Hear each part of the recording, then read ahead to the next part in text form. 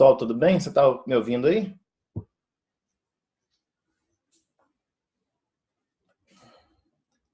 Não sei se eu tenho que.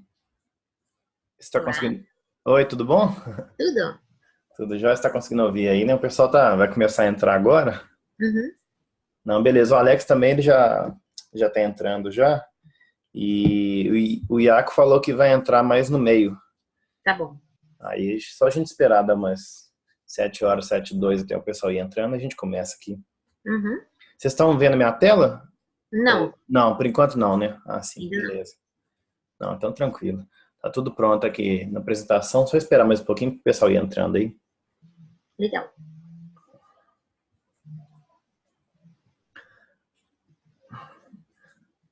Pessoal, vocês que estão entrando agora, boa noite. A gente vai esperar até umas 7:02, 7:03, só para o pessoal ir entrando, né? E aí a gente começar o meetup.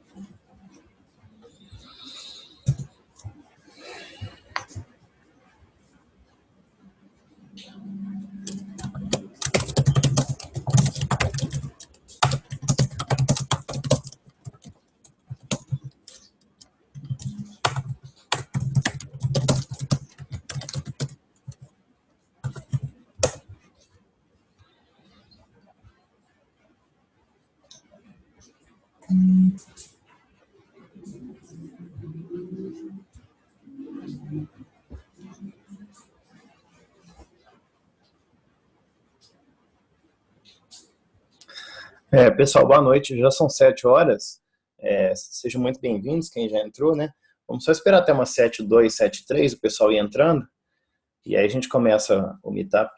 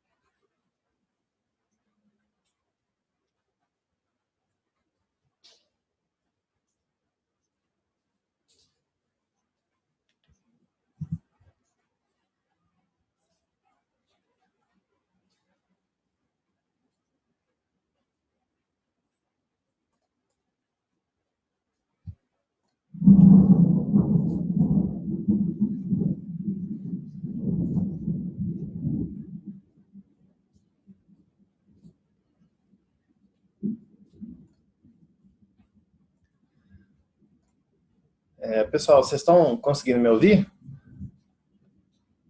Pessoal que está entrando aí, eu vou começar a compartilhar a tela aqui.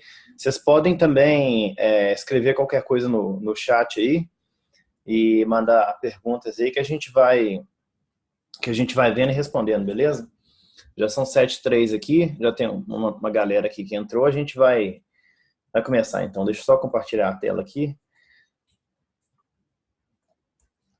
Vocês estão conseguindo ver tranquilo aí?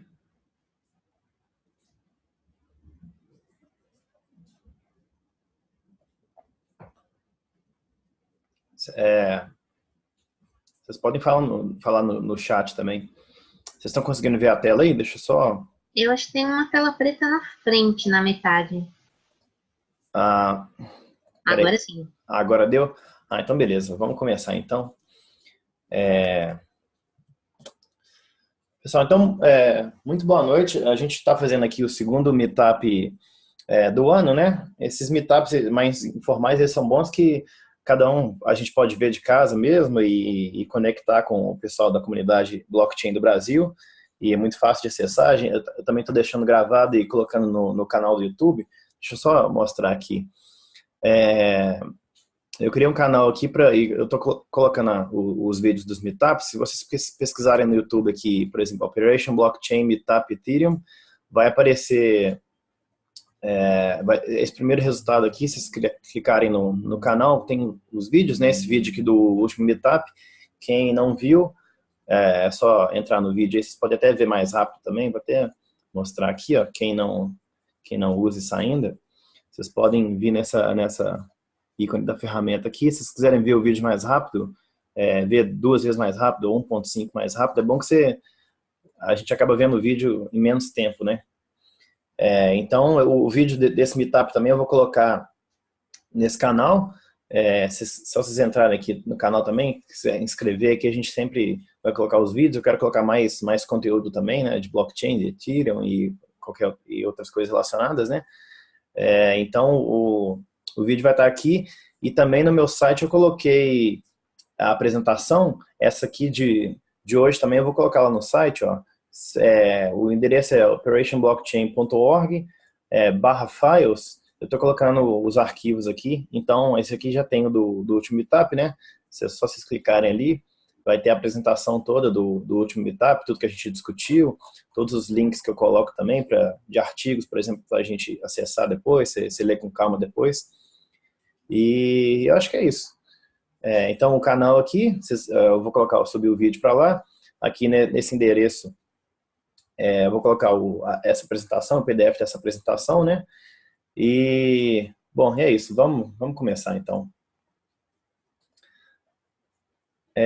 Então, esse meetup vai ter os mesmos participantes, só o Henrique que ele não pôde ir de última hora, mas a gente vai complementando aqui. Então, o primeiro a gente fez uma introdução sobre o Ethereum nesse ano de 2019, né, o que teve no último ano, e esse aqui a gente vai dar uma introdução e falar sobre algumas coisas fundamentais da plataforma, né? E vamos começar vou mostrar os temas aqui, né? A gente vai falar então a história do Ethereum, o fundador, sobre o Vitalik, né? Contar um pouco da história, a publicação na Bitcoin Magazine, alguns personagens fundamentais, eu coloquei no slide que tanto do Bitcoin quanto do Ethereum também, o pessoal que colaborou, que fundou, né? A gente vai falar de ICOs também, o que é o protocolo, né? Completude de Turing, a gente vai falar um pouco dos smart contracts, falar da Ethereum Virtual Machine, algumas linguagens de programação para smart contracts e falar da linguagem Solidity, então, né? Bom, Sol, você quer começar a falar? Você está conseguindo falar aí? Oi, sim, pode ser. Isso, pode falar, a gente está te ouvindo. Então tá bom, vamos falar um pouquinho sobre história, né, do Ethereum. Então, o que a gente pode falar é que, antes de tudo, O Vitalik, que é o personagem principal, ele foi, o Ethereum foi idealizado pelo Vitalik em 2013, com a publicação do white paper dele. As primeiras implementações depois do Ethereum aconteceram um pouco depois, já em 2014, que foram de Go e de C++. E interessante que, assim, o Vitalik, ele era... Quem ia falar do Bitcoin Magazine era eu, Alex. Você lembra? Deixa... Alguém entrou aí? Vocês me ouvem? Aqui é o Alex. Ah, o Alex, tudo bom? Ah, era o Alex, né? Ô, Daniel. Oi, Sol, pessoal. Oi. E aí, tudo bom? Fala, galera. Iaco. Porque eu acho que seria legal o Alex falar já disso, porque senão eu vou atropelar, assim. Porque vai acabar falando demais, né? Porque tá, o Vitalik, ele era um personagem do Bitcoin que veio pro Ethereum, né? Ah, sim. Aí, você quer falar isso, Alex, da parte do... Posso sim. Bom, boa tarde, pessoal. Bom estar com vocês de novo. Valeu pelo convite. Falar do Vitalik, né? Antes de falar do Vitalik, é importante a gente falar o que motivou tudo isso, a criação do Ethereum. É uma coisa super interessante aí que todos nós amamos, chamada Bitcoin, tá? Então, em meados ali de 2012, 2013, o Bitcoin estava indo muito bem, obrigado. Tá? Já tinha sido atacado, bastante atacado, e como uma plataforma 100% uptime, não tinha saído do ar, estava atraindo interesses de matemáticos, cientistas, engenheiros, né, cientistas da computação, engenheiros da computação, muitos programadores estavam colaborando. Entre esses programadores estava o Vitalik, né, um filho de engenheiros, um russo-canadense, filho de engenheiros, que saiu da Universidade de Waterloo em 2014, né? Ele já tinha, como a Sol falou, ele já tinha escrito um white paper propondo uma melhoria, bom, algumas pessoas não vão gostar do termo melhoria, né? Mas uma alteração no protocolo do Bitcoin para que o Bitcoin, ao invés de transferência de ativos, que é o que o Bitcoin faz muito bem, obrigado, desde 2008, que ele pudesse fazer um pouco mais, ter outras features, ter possibilidade de você executar código mais complexo. Então, esse russo-canadense chamado Vitalik Buterin, fez essa proposta de criação de uma rede nova chamada Ethereum, tá? E ele estudava na Universidade de Waterloo, e ele saiu em 2014 porque ele foi investido pelo Peter Thiel, a fundação do Peter Thiel. O Peter Thiel, o cara que criou lá o PayPal, um dos criadores do PayPal, investiu nele $100 mil para que ele pudesse desenvolver essa nova proposta de blockchain, que a gente vai explicar um pouco melhor do que se trata aí no decorrer do Meetup. Alex, tá? Esse foi o prêmio que ele ganhou? $100 mil, nada mal, né, Sol? Né, um super prêmio, hein? Isso foi em 2014, ele tinha 19, lá pelos 19 anos. E aí, imediatamente, ele saiu da Universidade de Waterloo e foi trabalhar no Ethereum.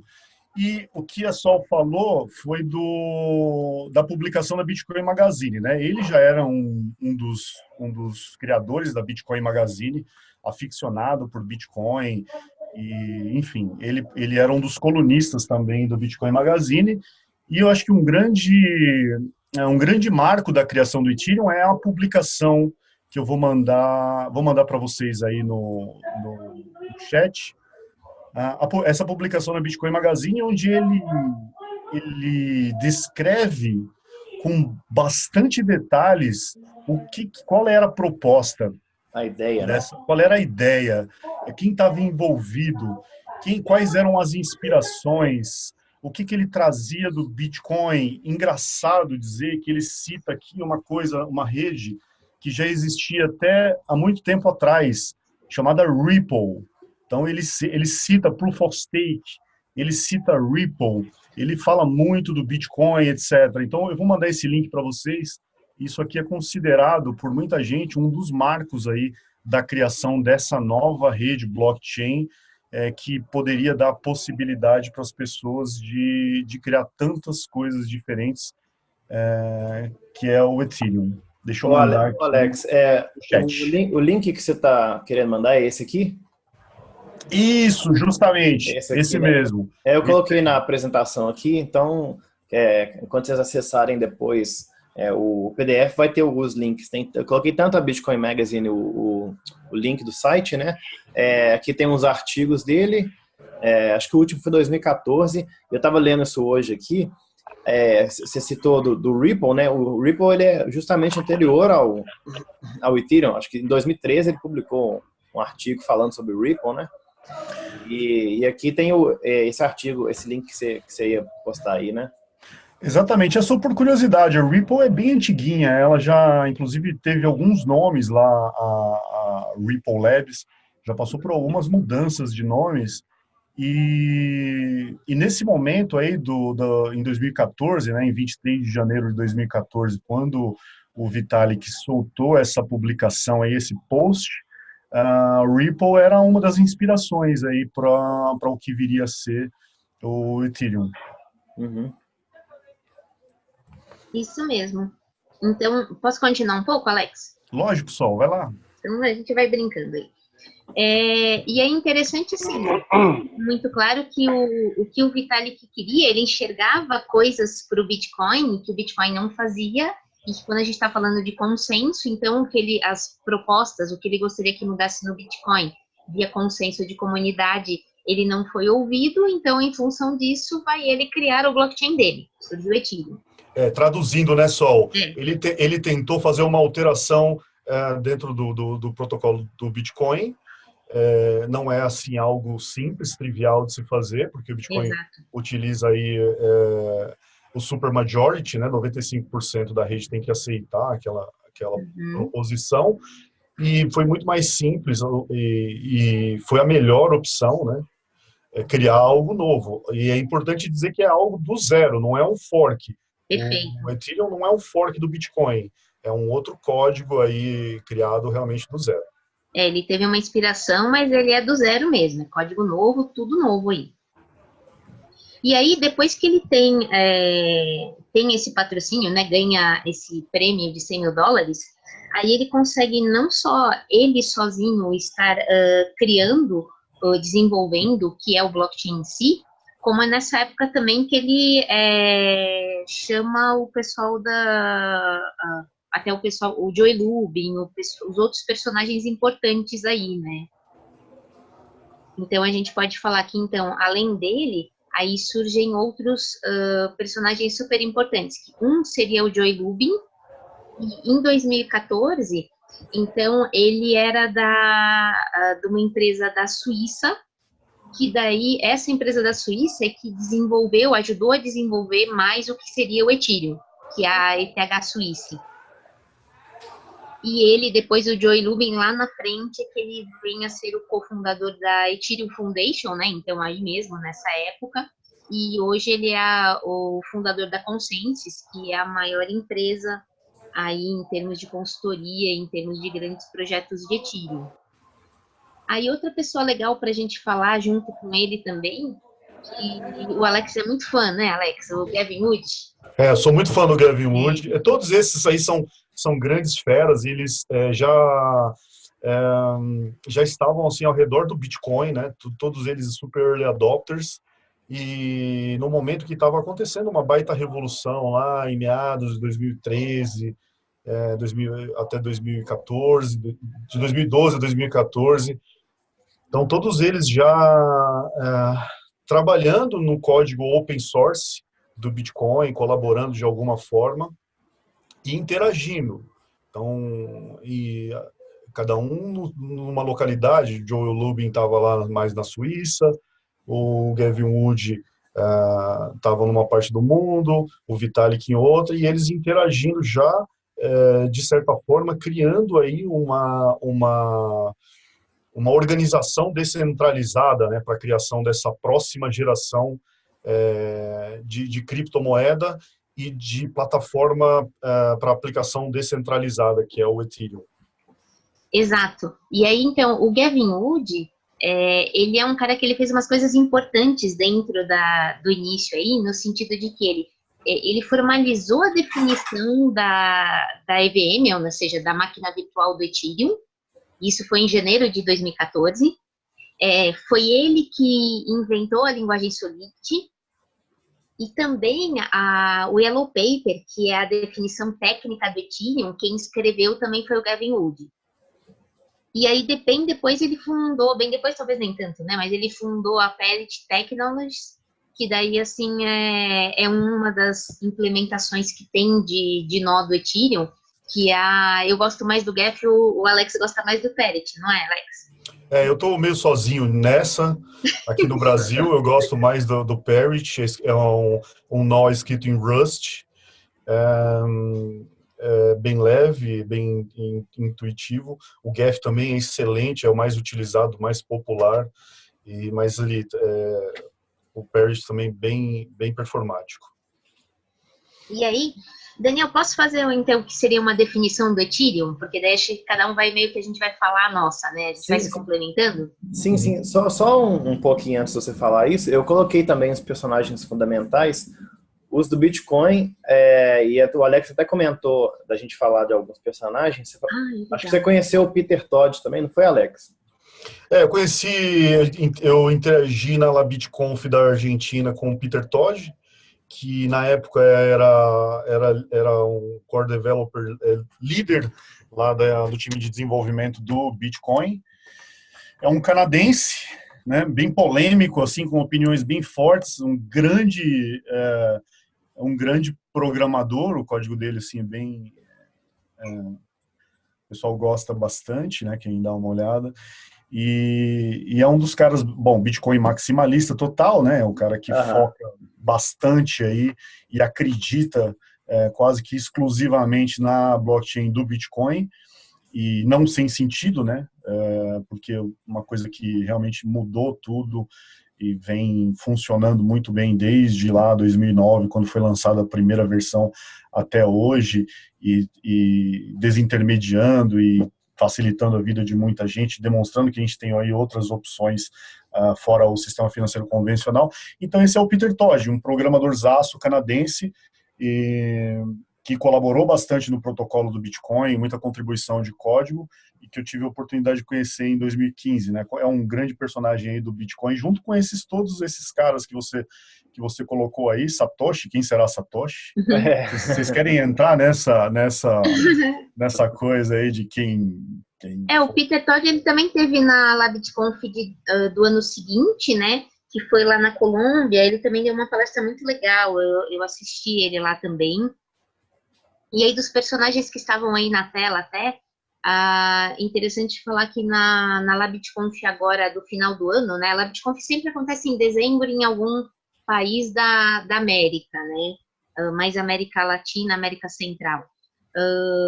Então, o Alex foi da Argentina, né? Eu fui depois no ano seguinte na da Colômbia, e o ano passado que foi no Chile. Lá no Chile, o Adam Beck estava lá. E, por exemplo, eu estava num painel, dividi um painel com a Adam Beck, e a gente estava falando dos desafios das plataformas, né? Eu falando do Ethereum, ele falando do Bitcoin, tinha também o Diego falando da RSK, e o Matias falando da EOS. Então foi bem legal. Eu lembro que na de 2016, o Nick Szabo foi na LabitConf de Bogotá, e também, assim, o cara que criou o Smart Contract antes de existir, ele criou isso em 94, né? Muito antes de existir uma plataforma onde pudesse rodar os Smart Contracts. Ele criou a teoria, né? A teoria que a gente adotou, que foi adotada depois com o Ethereum. Essa teoria já tinha sido um trabalho acadêmico criado pelo Nick Szabo, que além de programador, matemático, criptógrafo, é advogado.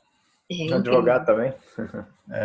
Ele fez uma série de escritos aí sobre direito digital e esses contratos, esses smart contracts, o que poderiam ser os smart contracts. Ainda não existia a possibilidade disso aí acontecer no dia a dia, de ser executado, né? Mas com o advento aí dessa nova blockchain, que é o Ethereum, a coisa começou a ganhar forma. Pois é, muito mais de 10 anos, muito antes, né, da criação do Ethereum, o cara já pensou nisso já, né? Exato. E a gente deve deixar o Daniel louco, né? Porque ele tá tentando seguir uma ordem, aí a gente Não, vai fala do Smart Contract lá na frente. eu tô deixando, vocês estão falando, eu vou abrindo os links aqui, porque aí o Não, pessoal legal. depois, quando vê o vídeo, aí eles vão poder ver também, acessar os links também depois. Deixa eu ver aqui mais. Eu deixei aqui o artigo do Vitalik, né, na Bitcoin Magazine. Tem aqui os artigos dele também. Deixa eu ver o que mais. A gente estava, antes de você falar sobre o Ethereum, vamos só falar um pouquinho desses 4 aí. A gente colocou, eu também coloquei os...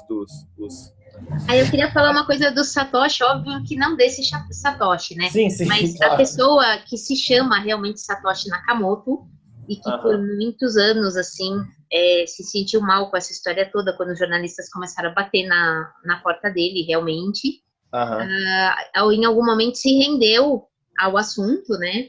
E ele estava na LabitConf da Colômbia e uma figura, assim, uma pessoa muito legal. Esse Dorian Satoshi. O Dorian Satoshi Nakamoto. Então ele, como pessoa, a palestra dele é super divertida. Hoje ele assume realmente a figura do ponto de interrogação ali, né?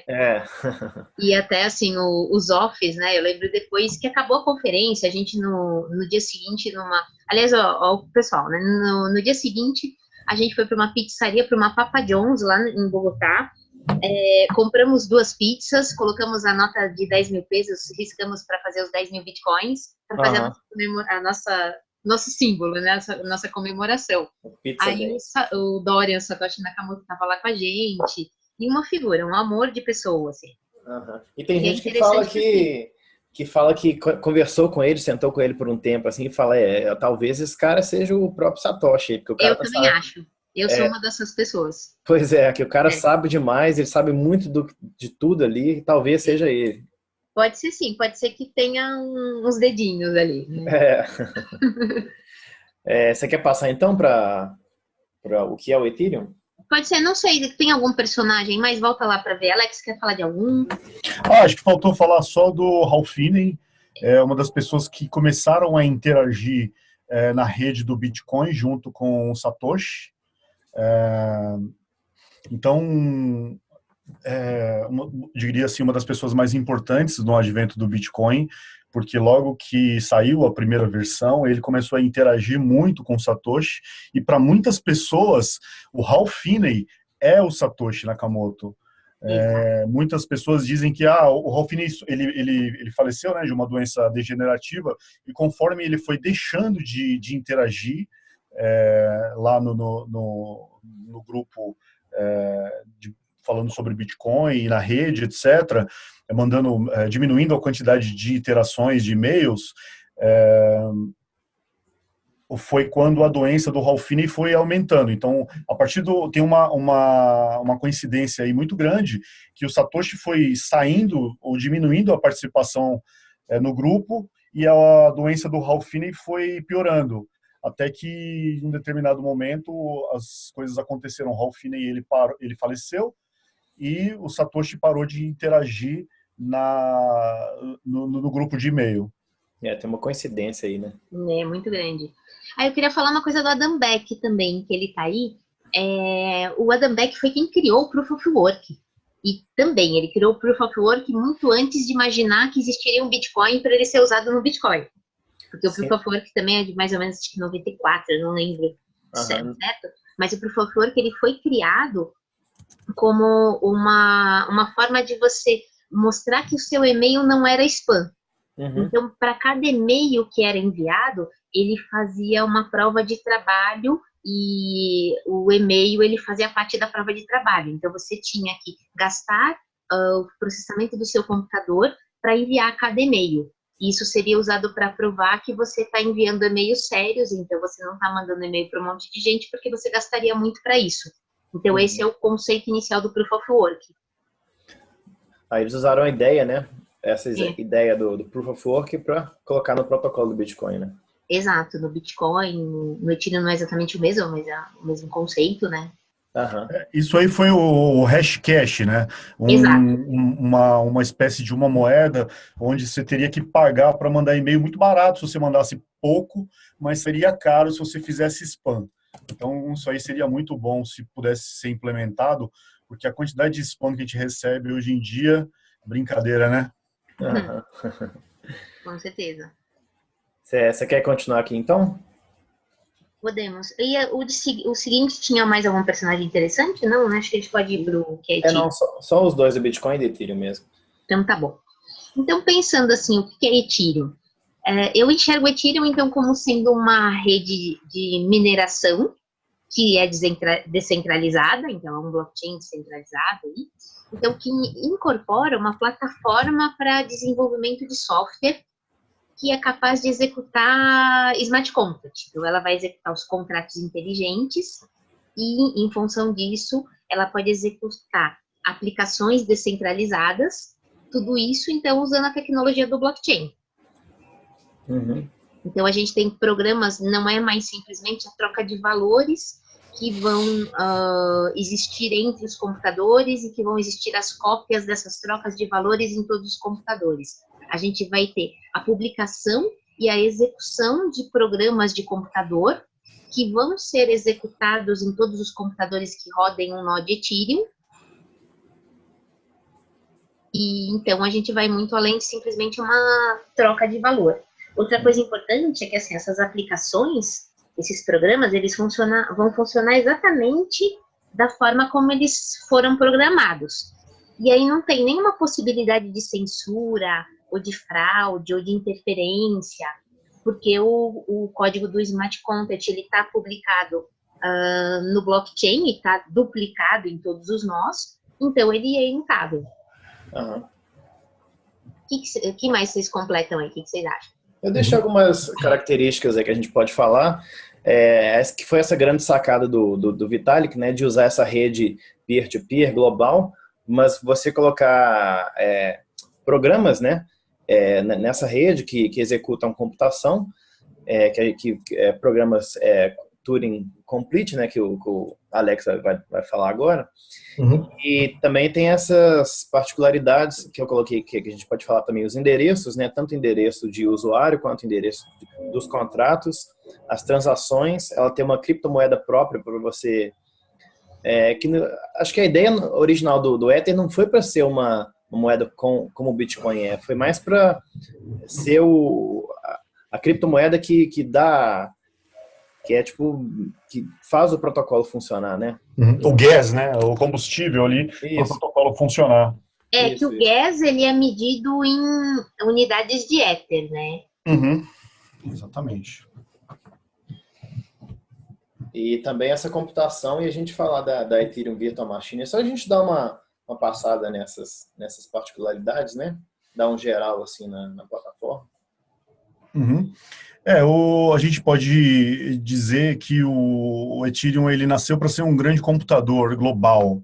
Então, utilizar de uma rede distribuída, peer-to-peer, para utilizando-se das features do blockchain, imutabilidade, publicidade, etc., a criptografia forte, para que você pudesse estender o protocolo bem-sucedido do Bitcoin, de troca de ativos, e utilizar aí uma possibilidade de criação de códigos complexos, que são os ditos smart contracts. O que é um smart contract? É um código que executa uma lógica mais complexa do que o que a gente vê lá no Bitcoin, que é tira uma chave privada de um ativo e põe outra chave privada no mesmo ativo para fazer o que a gente chama de transferência. Então, aqui no Ethereum, por outro lado, a gente tem uma possibilidade de execução desse código aí que é mais complexo. Tem loops, tem go-tos, tem execução de cálculos matemáticos mais complexos, multiplicação, divisão, adição e subtração. Por esse conjunto de operações matemáticas, shift de bytes, né, que são operações matemáticas. Por esse conjunto de operações matemáticas mais complexas é que a gente dá o nome de Turing Complete, a completude de Turing. Uhum. Deixa até o slide para você falar mais um pouquinho sobre isso. Opa, deixa eu não estou vendo o seu slide aqui. Ah, tá. Esse aí, o grande Alan Turing. Nossa, falar do Alan Turing, a gente precisa fazer um meetup só para falar do Alan Turing. Ele é um inglês, matemático, cientista da computação e especialista em criptografia, que criptografia é uma área da matemática, né? O nome completude de Turing então, uma homenagem ao Alan Turing, um cara que durante a Segunda Guerra trabalhou em decodificar a máquina Enigma. Isso, exatamente. Eles até fizeram um filme muito bom com ele. O Jogo da Imitação. Isso, exatamente. A teoria de tudo é do Stephen Hawking. O Jogo da Imitação. Eu recomendo muito assistir, é muito legal. Muito legal esse filme. E aí, o filme, então, conta a história aí do trabalho que foi desenvolvido lá em Bletchley, né? Tem até um produto aí de uma grande empresa mundial que tem esse nome, né? De Bletchley Project. Pela importância, né, desse local aí, Bletchley, onde foi desenvolvido o trabalho para se decodificar essa máquina aí de criptografia que estava impossibilitando saber aí o que os alemães, os planos, né, dos alemães, os planos de ataque dos alemães, e quando eles conseguiram, esse time aí capitaneado pelo Alan Turing conseguiu finalmente decodificar Enigma, foi uma grande vantagem aí para se poder vencer a Segunda Guerra. Uhum. Então, é a matemática, a criptografia, dando uma colaboração incrível aí para a humanidade. Deixa eu fazer um comentário. Quem tiver a oportunidade de ir em Recife, lá no shopping do centro antigo lá de Recife, tem agora a loja da Coinwise lá, e o Kiko Pernu, ele tem uma réplica da Enigma, com peças originais. Vale muito a pena ver, gente, é demais. Legal. Como é que chama o local que você falou? Então, eu não lembro qual shopping certo, mas procura o endereço pela Coinwise, é mais fácil. Aham. Acho que você não... Isso. A Coinwise, para quem não conhece, é uma empresa brasileira que desenvolve aí muitos produtos aí principal produto acho que é o meio de pagamento utilizando criptomoedas. Então tem vários estabelecimentos no Brasil inteiro que utilizam o meio de pagamento aí da Coinwise, então você pode pagar com cripto, sei lá, uma pizza, algo do tipo. Tem aqui em São Paulo alguns barzinhos, são os mais populares, mas principalmente lá em Recife eles têm de tudo, né? De supermercado até manicure, tem muita coisa que aceita cripto lá. Uhum. Legal. E o Iaco falou uma coisa interessante aqui. Iaco, você quer falar? Já é o próximo slide. Você está ouvindo aí, Iaco? Mas da diferença do modelo de contas versus as transações não gastas do Bitcoin. Foi só um... Pessoal, boa noite, tudo bem? Tá todo mundo me ouvindo? Tá funcionando aí? Sim. Boa noite. Uhum. Beleza, eu vou passar aqui rapidamente, vou falar de Smart Contracts, mas só focando no que a Sol estava falando aí. Essa barulhada aí é de onde? Só tá acontecendo o meu aqui, que tem um barulho. Bom, pessoal? Oi? Com só um comentário que eu fiz ali no chat, né, que outra diferença que só que o Ethereum tem em comparação ao Bitcoin é o modelo dele de contas, né? No caso, a gente pensa no Bitcoin porque as carteiras e os clientes fazem a abstração para nós, mas, na verdade, o nosso endereço não tem um balanço, né? Isso não é uma coisa que existe no Bitcoin, que o meu endereço tem 2 Bitcoins. O que eu tenho, na verdade, são referências a transações passadas dizendo que eu posso gastar tanto, né? Tem condições estabelecidas por outros para mim, para eu poder gastar essas moedas. Então, eu tenho o que é chamado de UTXO, Unspent Transaction Output, e então é um balanço. A carteira pega todos esses UTXOs que eu tenho e mostra para mim um balanço, mas na verdade eu não tenho isso. No caso do Ethereum, temos isso sim. E cada conta tem as contas de contrato, tem as contas de pessoas, cada conta tem o seu balanço, e ela tem também um nonce. E esse nonce é referente a quantas transações foram feitas para prevenir um replay attack, né? Mas vamos lá, vamos voltar lá para os smart contracts. Queria fazer um pequeno comentário antes de começar aí sobre o que o Alex estava falando. É verdade que a linguagem, né, essas linguagens que a gente usa no Ethereum permitem a completude de Turing, mas foi um comentário que foi inclusive feito numa palestra que eu estava no final de semana, que é que, na verdade, nós não temos uma completude de Turing, né? Porque eu não posso fazer qualquer coisa. Qual que é o meu limite? O meu limite é o gas. É o limite de gas do bloco, né? Que, no caso, hoje é em volta ali de 8 milhões. Então, eu não consigo fazer todos os programas que eu quero, né? Isso foi um comentário interessante. Eu tenho todas as ferramentas para fazer qualquer programa, mas esse limite de gas, ele não permite que eu faça um programa extremamente complexo. Então, será que eu Então, tenho... Iaco, mas isso aí, assim, isso aí não tem a ver com a completude de Turing em si, né? Mas Então, foi um tecnicamente, comentário... ele é Turing complete.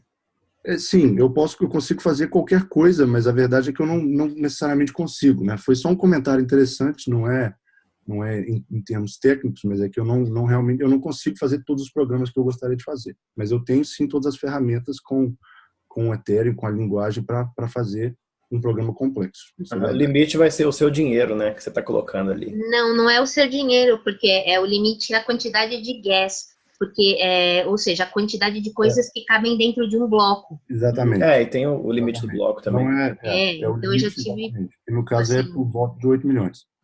Isso, eu já tive problemas, até comentei depois, se for o caso mais para frente, eu falo de novo, de um projeto que eu fiz no final do ano, que não cabia no bloco. Eu tive que refatorar o projeto inteiro para poder fazer caber.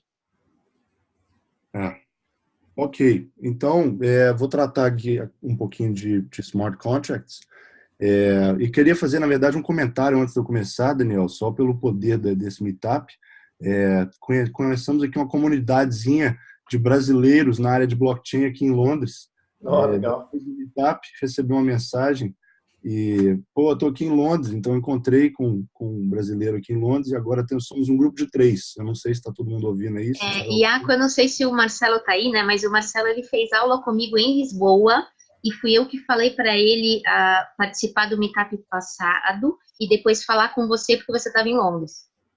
Certo, isso. Falei com o Marcelo, sim, conheci o Marcelo. Um abraço pro pessoal aí, Thiago e Marcelo. Mas, então, começar aqui, foi comentado já falamos um pouquinho do Nick Szabo aí, e ele idealizou isso em 1994, né, com esse paper que o Daniel acabou de colocar aí.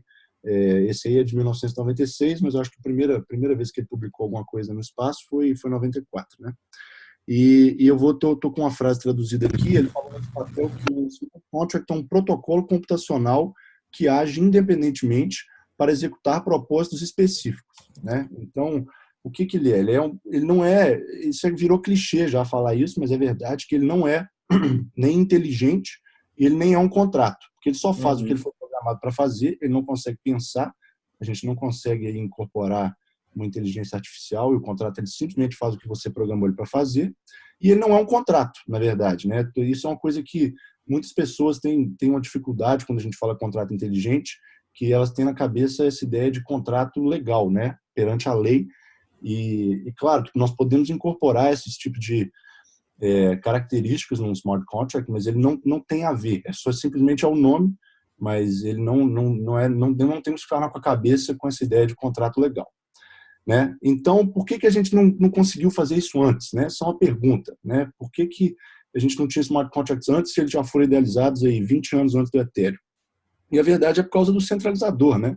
Claro, eu posso implementar um protocolo que faz o que um smart contract faz em qualquer linguagem, mas o problema é que se eu tenho alguém que é o dono ou a pessoa que controla o banco de dados em que esse contrato vai rodar, então eu tenho um problema, né? O contrato não é determinista mais. O contrato vai fazer e ele pode ser manipulado e tal. Então é por isso que quando a gente teve só com um banco de dados distribuído, né, com a blockchain, que nós conseguimos em 2015 pela primeira vez implementar um smart contract como foi idealizado pelo Nick Szabo, né?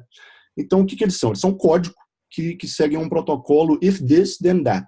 Se isso acontecer, então isso acontece, né? Então, tem um input, tem um output, eu coloco...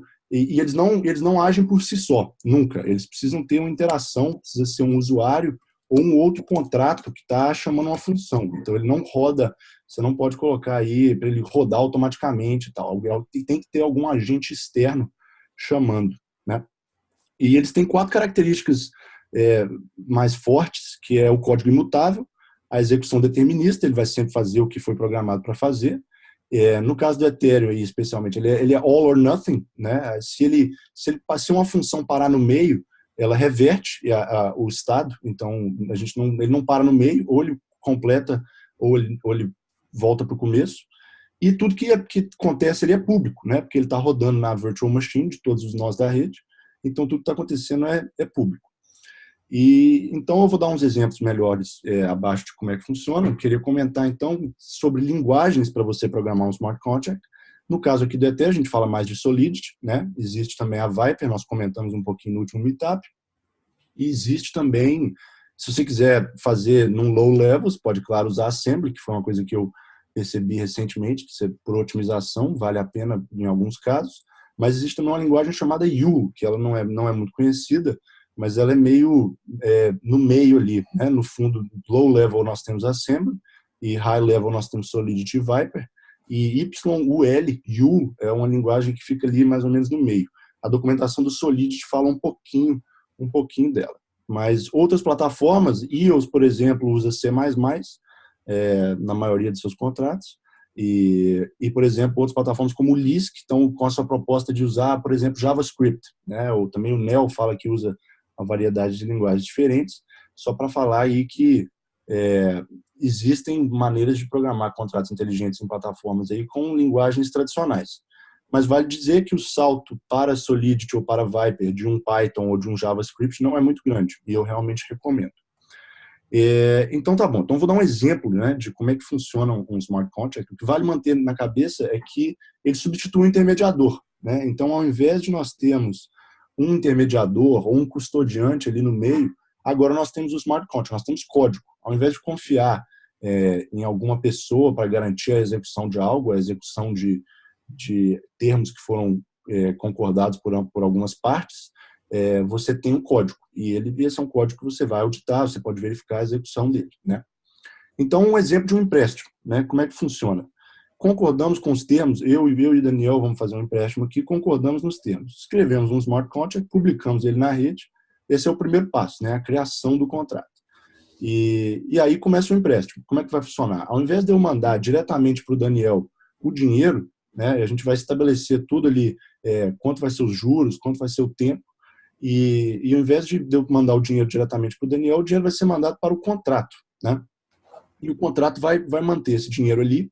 E quando o Daniel depositar a garantia, aí é que ele vai liberar para o Daniel o dinheiro. Não é uma pessoa, isso são termos que foram decididos, que estão ali hard-coded no código, e ele vai funcionar dessa maneira. Então, a garantia pode ser, por exemplo, um token, né, representativo de algum ativo, pode ser, por exemplo, um token representativo de um prédio, ou algo do tipo, né, no futuro, com os tokenized assets que nós temos vindo. Então, só quando a garantia for depositada no contrato que o dinheiro é liberado. E aí ele começa, né, a contar o tempo, né, ou na verdade, como ele não age independentemente, precisa ter uma chamada de função lá no futuro, mas aí acabou o tempo e ele acaba de duas maneiras, né? Pode ser o Daniel paga de volta, e aí nesse caso a garantia volta para o Daniel, se ele pagou em full, a garantia voltou para ele, sem problema. Se ele não pagou, eu posso chamar uma função que chama o default, e aí o ativo vem para mim, né? Então ele garante tudo aí de maneira imutável e transparente e segura, né? E então outros, para o pessoal que está entrando, talvez tenha uma galera mais nova aí, mas o que você pode usar? Smart contracts tem registros, né? Tem supply chain, tem empréstimo, tem apostas, várias coisas. E eles são, no caso do Ethereum, eles são uma maneira de interagir dinamicamente com a blockchain do Ethereum, né? Que é uma coisa que nós não temos no Bitcoin. No Bitcoin nós não conseguimos programar certos protocolos para fazer algo. Ele é mais limitado Ele é focado aí nessa transferência de valor. Agora, no Ethereum, quando eu quero criar qualquer coisa, algum programa para rodar, eu uso um smart contract, né? E a maior parte das plataformas que estão vindo aí com esse propósito funcionam da mesma maneira. E com isso, eu queria só finalizar, eu estou com o tempo um pouquinho corrido, mas que eu falei no último meetup que eu ia registrar todas as minhas vacinas na blockchain. E eu resolvi registrar. Para quem não ouviu da última vez, a história é que eu tenho registro de vacina em várias partes do mundo. E eu cheguei, ia fazer uma viagem, me falaram que eu precisava de algumas vacinas, e me perguntaram quais vacinas eu já tinha tomado. E eu olhei para o meu cartão de vacinação do Brasil, caí aos pedaços, escrito à mão, e não consegui distinguir ali no momento, na hora, quais eram as vacinas que eu tinha tomado e quais que eu tinha tomado em qual lugar. E aí eu falei, olha, me dá as vacinas que não vão me matar se eu tomar elas 2 vezes. E aí, quando eu cheguei, eu pensei, poxa, eu podia fazer isso de um jeito melhor. Claro, eu podia criar um banco de dados só meu, porque eu não queria fazer isso para ninguém, não é para ser válido no sistema médico, é só para eu lembrar de quais vacinas que eu tenho e ter acesso a isso remotamente em qualquer lugar. Podia criar um banco de dados? Podia, né? Mas aí eu tenho o perigo de que não é imutável, se alguém conseguir acessar, ele consegue mudar ali as minhas vacinas e eu não vou saber que essa mudança ocorreu, vai que me causa um problema lá no futuro. Eu teria que também manter um banco de dados, talvez pagar para manter esse banco de dados, né? No caso do Ethereum, todo o custo foi upfront. Então, eu vou, inclusive, deixar um artigo que eu acabei antes desse meetup, eu lancei ele no Medium, vou até colocar aqui, deixa eu ver como é que eu coloco aqui. Coloquei, eu expliquei tudo como é que eu fiz, e o que eu queria falar especialmente foi da otimização. No caso, eu paguei para registrar todas as vacinas e chamar a função, para publicar o contrato e chamar a função que registra as vacinas, eu paguei 0,8, ou na verdade 80 centavos de dólar. 80 centavos de dólar para fazer isso tudo. Então foi muito barato, e a razão para isso foi porque eu resolvi tirar toda a complexidade possível do Solidity e coloquei no JavaScript. Então eu criei um site que é só para mim, só eu tenho o endereço, né? E as minhas vacinas estão lá. Então eu consigo acessar ele no meu computador, consigo acessar ele no meu celular. E o JavaScript, ele pega os dados da blockchain, iterate, como é que fala isso em português? Ele itera pela data, pela informação, e display para mim em formato de tabela. Porque eu poderia ter criado no smart contract, eu poderia ter criado um struct ou um array, para quem é desenvolvedor, quem entende o que eu estou falando, eu podia ter criado uma função para registrar as vacinas da maneira que eu quisesse, certinho na blockchain, na hora que eu puxar, elas estariam prontas para mim. Mas isso me custaria mais gas, porque tem a complexidade. O gas, que foi mencionado rapidamente, mas ele é a medida de poder computacional no Ethereum. Quanto mais complexa a aplicação que eu estou fazendo, mais gas vai me custar. Então, eu tenho que manter isso na cabeça. Então, o que eu fiz foi eu registrei tudo num formato RAW, aí o Daniel está passando aí agora, ó, eu registrei tudo de uma vez, em formato string, tudo foi direto, junto de uma vez, e ao invés de eu colocar uma de cada vez e colocar direitinho arrumado. E aí o meu JavaScript que passa por esses dados aí e mostra para mim do jeito certo. Você vê que eu tenho umas vírgulas aí e umas barras no lugar certo que identificam uma nova vacina e um novo pedaço de informação. Uhum. Então, com isso, eu queria falar algumas coisas. Foi o Henrique, que eu não sei se está participando do Meetup agora, que falou da última vez. Qual DEP que você usa regularmente? Você usa a rede do Ethereum? A gente fica falando, né? Mas vale a pena fazer, construir, mesmo que sejam pequenas aplicações. A gente pensa muito grande, que eu acho muito importante, mas é importante criar pequenas aplicações que têm uso. E esse negócio tem uso para mim. Não importa se tem uso para ninguém mais, tem uso para mim. Então, a conclusão que eu queria trazer aí é, primeiro, segurança e otimização, no caso de smart contracts, é uma coisa que tem que ficar na cabeça quando estiver programando em blockchain, especialmente pública, porque alguém vai roubar seu Ether se tiver segurança ruim, alguém vai quebrar, né? Temos aí o exemplo do Parity, da carteira multisig. Quem não conhece o exemplo, teve o contrato, não definia quem era o dono do contrato no construtor, e existia uma função para definir o dono. Então veio um usuário qualquer que estava brincando na rede, virou o dono do contrato e clicou self-destruct. E ele travou aí centenas de milhões, quanto é que foi? Milhões de dinheiro em carteiras multisig associadas. Então, mais de 100 milhões. Mais de 100 milhões, é verdade. acho que foi 120, alguma coisa de dólares na época, né? 120 milhões. E então, segurança, otimização, coisas muito importantes, mas fora isso, vale a pena experimentar, fazer o salto de programação tradicional para programação na blockchain. Requer um conhecimento da arquitetura, mas não é muito difícil. A sintaxe de linguagens como o Solidity não é muito difícil. E eu recomendo, e eu queria chamar os desenvolvedores, todo mundo aí que está aí, para construir pequenas aplicações com usabilidade. Eu queria também, acabei de ver aqui na lista que tem o Rodrigo, está no grupo aqui. O Rodrigo fez uma carteira também. Então, esse tipo de coisa, né, que traz benefício para a comunidade, que agrega valor e que mostra o potencial da tecnologia. Pessoal, eu tenho que puxar, mas também sobre smart contracts, no meu Medium, eu fiz uma série ensinando como fazer um DApp simples. Eu falo de smart contracts, eu tenho coisa em inglês e em português. Esse artigo aí é em inglês, né, que o Daniel está mostrando, mas tem artigos em português também. Então, fica aí e fica à vontade para me contactar. Vou deixar meu e-mail também aí. E obrigado mais uma vez, Daniel, pelo Meetup, porque esse tipo de coisa agrega muito valor para a comunidade. E Sol, Alex, todo mundo participando aí, muito bom. Obrigado, pessoal. Obrigado, Iaco. Valeu, Iaco. Tchau. Falou, abração. Pessoal, só fazendo a última parte técnica aqui do Ethereum, vamos só falar um pouquinho sobre a EVM. E eu queria ter colocado mais coisa aqui. Eu coloquei só essa imagem aqui para a gente mostrar como é que ela funciona assim. Se vocês quiserem dar uma complementada, vocês dois, que a gente, por exemplo, no Ethereum a gente escreve nossos programas em Solidity, ele é compilado para bytecode, né? Que é a mesma coisa que o Java faz com a máquina virtual, e ele é executado pela Ethereum Virtual Machine. Eu coloquei essa imagem só para a gente exemplificar como é que a coisa funciona assim, de forma resumida. Vocês querem dar alguma complementada? Bom, o que a gente pode falar daí é que, assim, não necessariamente seria só Solidity, né? Então, existem outras linguagens que a gente pode usar para os smart contracts, como a gente estava até falando do Vyper, que o pessoal falou bastante de Vyper na DevCon, lá em Praga, na DevCon de Ethereum. E a ideia é que seja ela qual for a linguagem, a gente vai ter um interpretador que vai pegar essa linguagem e vai transformar essa linguagem em bytecodes, que isso que é a questão da compilação, né?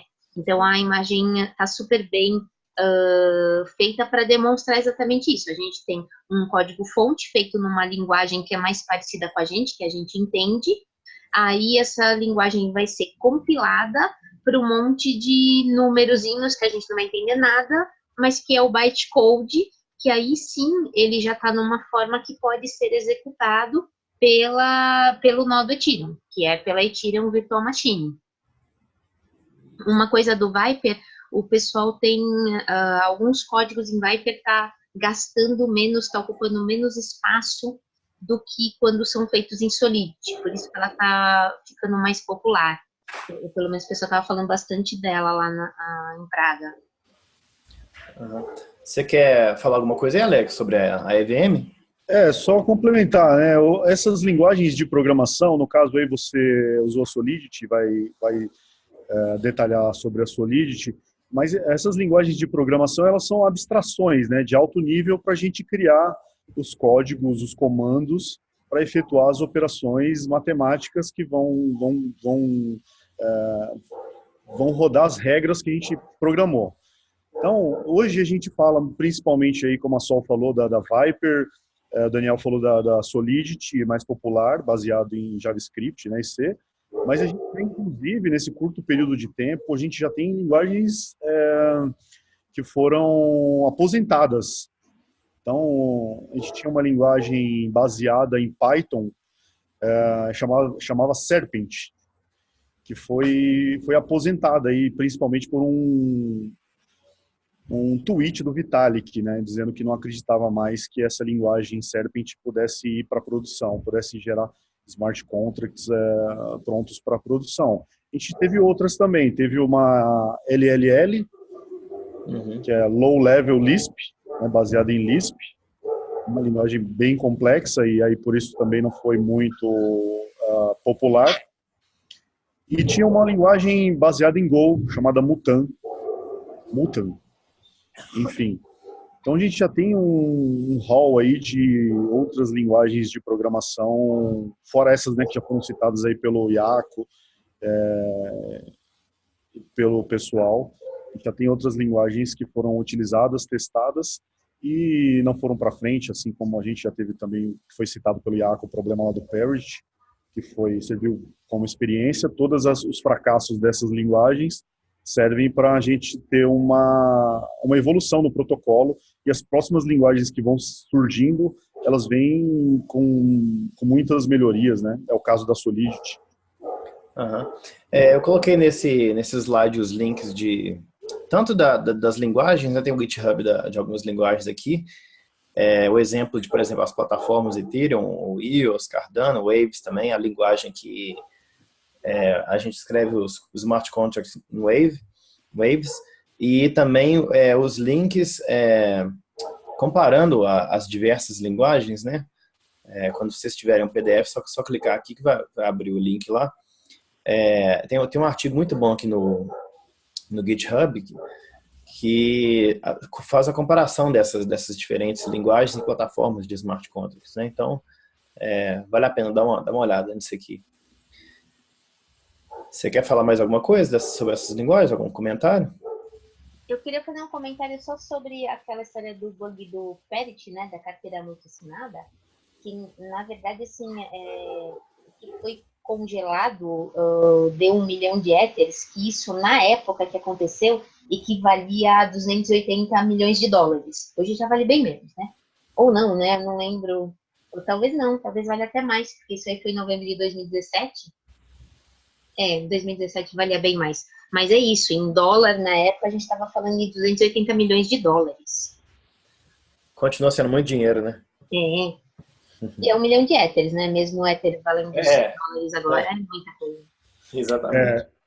Assim, é importante, a gente falou um pouco sobre a criação dessa blockchain aí chamada Ethereum. O negócio veio de 2015, né? Então, esse erro foi provavelmente em 16, 17. Novembro de 17. Então, realmente uma coisa já era muito, ainda é muito novo, né? Para a pretensão de ser um computador global, imagina naquela época. Exatamente. Então, bom, eu coloquei os links aí dos artigos, né? As comparações, tem um artigo muito bom do Block Geeks também, se não me engano é esse aqui. Depois o pessoal entra aí no PDF, eu vou colocar lá no site, aí vocês dão uma olhada. Passando então para ICOs, que foi o grande tema de 2017, né? A gente teve aquele boom de ICOs, pessoal louco para investir, qual que é a próxima ICO? Eu lembro aquele grupo no Facebook, o Bitcoin Brasil, o pessoal sempre postava qual que é a próxima ICO, qual que vocês estão investindo e tal, vai ter uma ICO nova aí, o que vocês estão achando? O pessoal assim vendia, sei lá, o carro, vendia qualquer coisa para comprar ICO, comprar token, né? E ICO já está o próprio nome aqui, Initial Coin Offering, né? A gente tem o exemplo da IPO da Bolsa, pessoal. Foi uma forma de você tornar o processo de você fundar o seu projeto, a sua empresa, muito mais fácil, né? Por exemplo, alguém lá na Rússia pode começar um projeto e alguém, sei lá, na Argentina, falar, eu quero comprar uma parte desse projeto porque eu acho que eu vou ganhar muito com isso, que a ação, o preço desse token eles vai valorizar, ou porque eu acredito no projeto, porque eu quero ter uma parte disso. Então, em 2007, a gente teve aquele boom de ICOs, assim, bilhões de dólares movimentados em ICO, em criptomoeda nova. Muitas dessas foram scam ou projetos que o pessoal começou, só soltava o site da ICO assim, e nem tinha projeto, e já recebia assim, milhões de dólares. A gente teve muito caso de pessoas que começaram o projeto, receberam milhões e não entregaram e pronto. Teve alguns também que o pessoal colocou lá no site deles, a gente vai receber esse tanto, e se a gente não conseguir chegar no nosso objetivo, a gente vai devolver. Uma dessas foi a Swap. Eu até perguntei um dos caras que trabalhavam nesse projeto se eles tinham conseguido. Ele falou, não, a gente não conseguiu, então a gente devolveu os fundos para todo mundo, foi tudo certinho. Mas teve tem uns lados bons, negativos e lados positivos, né? O lado negativo é que qualquer um pode abrir, você não tem nenhuma regulação, você tem que fazer a sua própria pesquisa, você tem que mandar estudar onde que você vai investir mesmo, né? E assim, tem muita gente que sabe muito, mas tem muita gente que não sabia nada, igual em 2017 o pessoal tava só querendo ter lucro e mandava, sei lá, vou mandar R$ 500 aqui para essa ICO.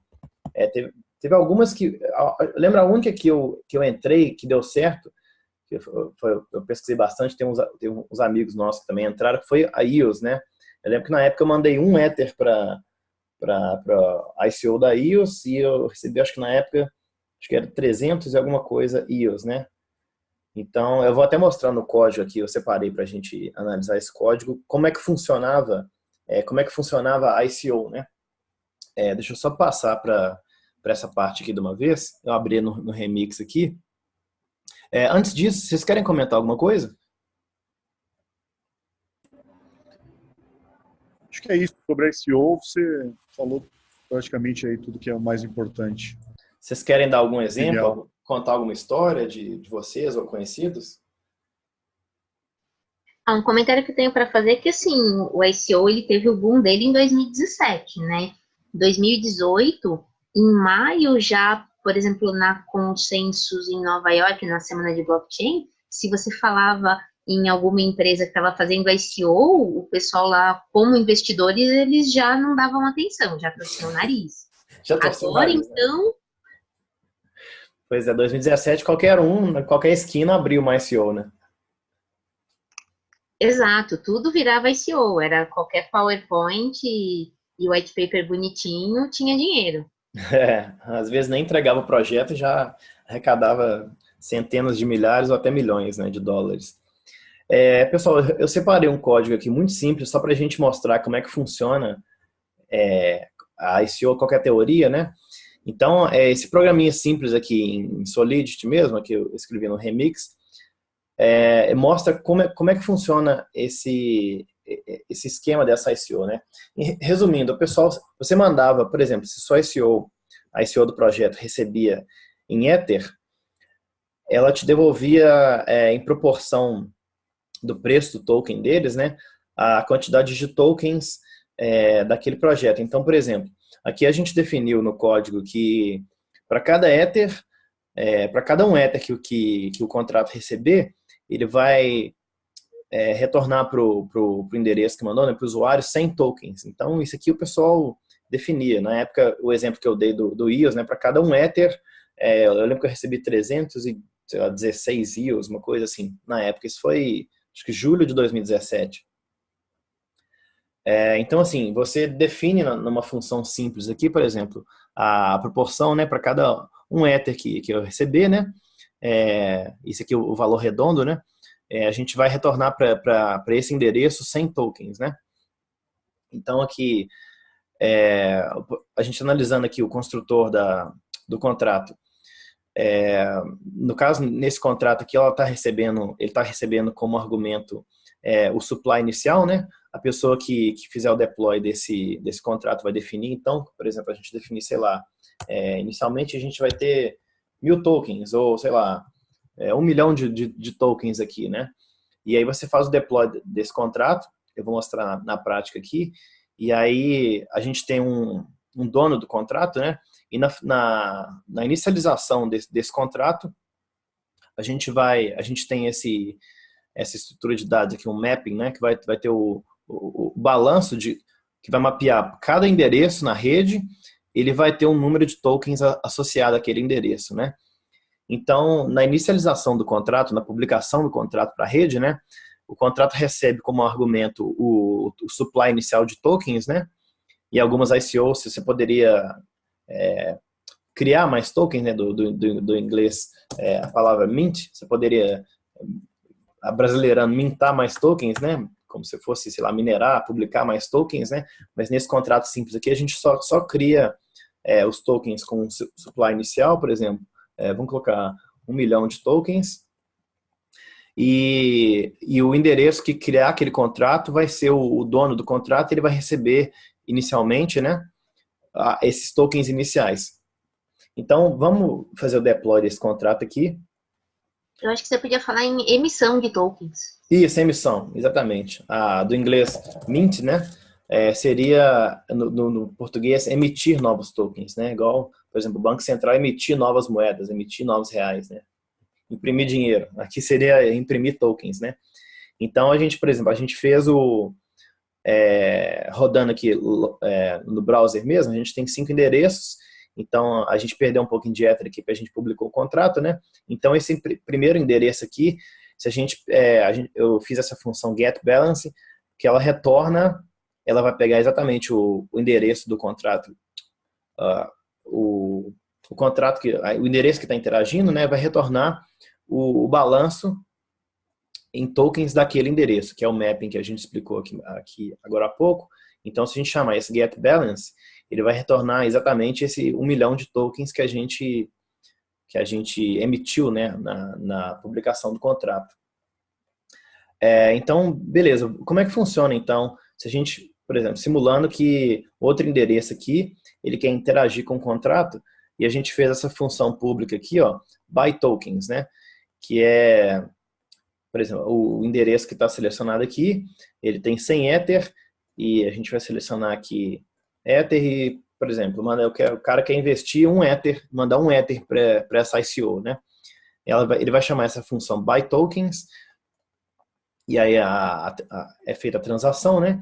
E nesse endereço aqui, se a gente chamar a função getBalance, você vai ver aqui como o cara acabou de mandar 1 Ether, ele recebeu de volta 100 tokens, né?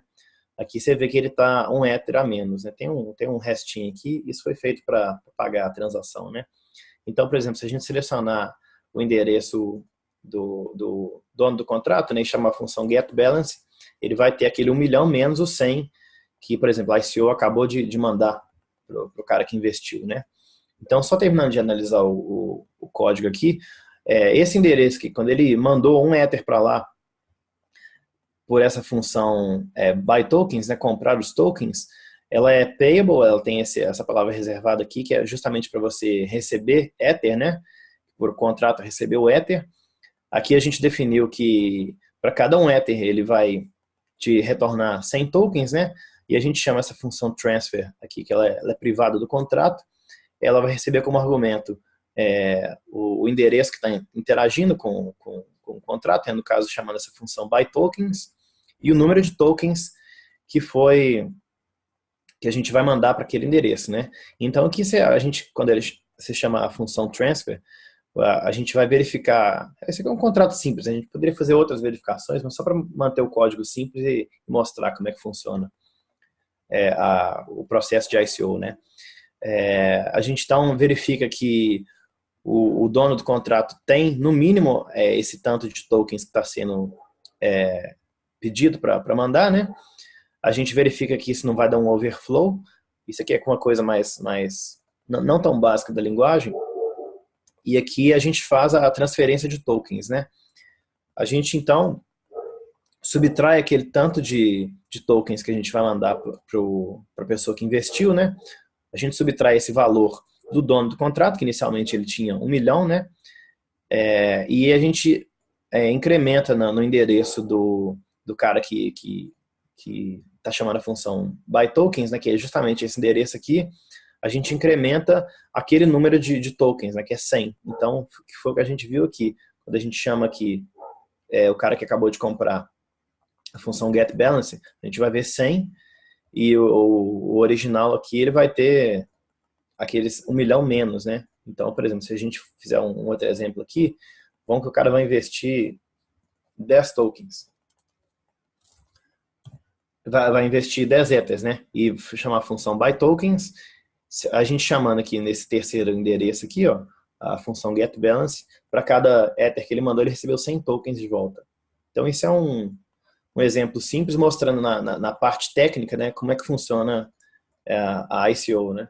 Vocês querem comentar alguma coisa? Não, muito bom o seu exemplo. Tá bem legal, Daniel. Foi mais simples assim, só para mostrar como é que funciona o processo de ICO, né? O Thiago levantou a mão aí. Você quer falar alguma coisa, Thiago? Deixa eu só... Acho que você está mutado aqui. Você pode falar Ele agora. colocou no chat qual a fallback function do contrato. E o que acontece se mandarem Ether diretamente para o endereço do contrato. Mandar Ether. E essa, rapidinho, só baixar aqui. No caso, quando você manda Ether diretamente para o endereço do contrato, é através dessa função buy tokens, né? Que qualquer endereço desse aqui, ele chama essa função buy tokens, ela é pública, né? Então qualquer um pode interagir com aquele contrato e aqui você especifica o valor de Ether, né? Era isso que você queria saber? Você quer comentar alguma coisa, Sol?